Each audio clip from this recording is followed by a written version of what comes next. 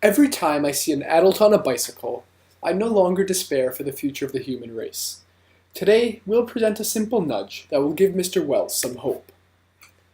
Our goal is to increase bicycle usage in Toronto and maybe even in the rest of the world. In doing so, we hope to reduce air pollution and improve the quality of our environment. Our observable will be the number of locked bikes at each parking station. This will be a proxy for the number of people actually riding bikes. To understand our nudge, it's also important to understand some facts about air pollution. Currently, there's more CO2 in the atmosphere than there has been at any point in the past 800,000 years. It's also linked to 80% of lung disease cases. Vehicles also account for a significant portion at 13%, making them an interesting target. The best solution would be to completely eliminate cars, and there's some evidence that this behavior can actually be induced. In Toronto, for example, cycling has increased by 6% over 10 years. Although this is a good improvement, we believe the number should and can be higher. It's also important to understand people's decision-making process. First, they recognize the need for travel, then decide on a mode of transportation based on convenience, price, and speed, and finally evaluate their experience to inform future decisions. The largest bottleneck here is deciding the transport. People immediately think using System 1 become doers. They revert to their status quos, which is the car, and are subject to the temptation of maximizing their individual comfort versus thinking of the long-term impact of their decision. Behind this thinking, people understand that bikes are faster for urban transport and more environmentally friendly, but they completely ignore this fact in the moment and take their cars because it requires less physical effort. In the end, people are lazy. So what will be our nudge?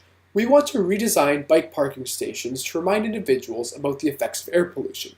We want to force them to think about the link between riding their bikes and reducing pollution. This will motivate them to change their behavior.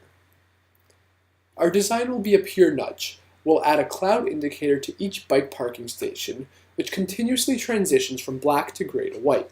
It'll be a visual symbol of biking's benefits.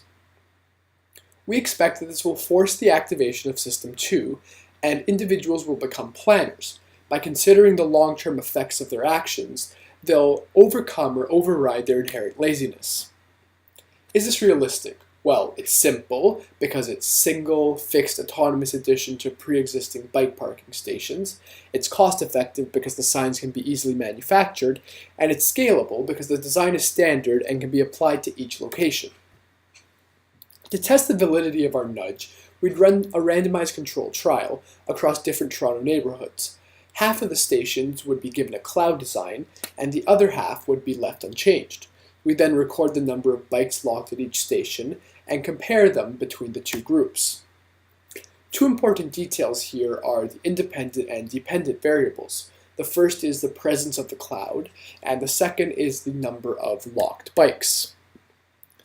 We hypothesize that the number of individuals using bikes in Toronto, as measured by the number of locked bikes at a parking station, will increase on average when a cloud design is added to the parking station compared to when it is absent. To analyze the data, we'll actually use a percentage of available occupancy to normalize the size of each station. We'll then compare average occupancy of the control versus the treatment stations, and this can be done both at an aggregate level looking at the total stations or segmented by individual days or neighborhoods. Today, we have presented a simple nudge to increase the use of bicycles. We think it is a viable option that will create real change. Thank you very much for your time.